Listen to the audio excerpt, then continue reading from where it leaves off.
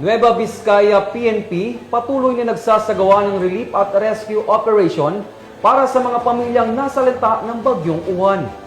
Patrolwoman Richelle Ledesma sa report. Isa ang lalawigan ng Nueva Vizcaya na lubhang naapektuhan at sinalanta ng Bagyong Uwan. Bilang bahagi ng serbisyong may malasakit, tapat at nararamdaman, walang pagod at voluntaryo sa repacking, loading at unloading ng mga relief goods ang mga kapulisan ng Nueva Vizcaya Police Provincial Office sa ilalim ng pangangasiwa ni Police Colonel Paul T. Vomitivo, Acting Provincial Director. Ang mga Novocops ay voluntaryo para maihatid ang mga tulong sa mga kababayan nating biktima ng kalamidad, partikular sa Dupax del Norte at Dupax del Sur, Nueva Vizcaya.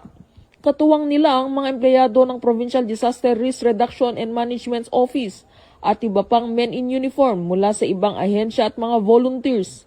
Sumasalamin ito sa matibay na paggampan sa kanilang tungkulin, hindi lang sa pagpapatupad ng batas, kundi para ipakita ang isa sa PNP core values na makatao. Ang pagseserbisyo ng ating kapulisan ay nagpapatunay na sa bagong PNP ay naghahatid ng serbisyong may malasakit, tapat at nararamdaman. Dito sa Police Regional Office 2, ako ang inyong Police News Network Correspondent, Patrolwoman Ledesma, alagad ng batas, taga-taguyod ng Balitang Pulis.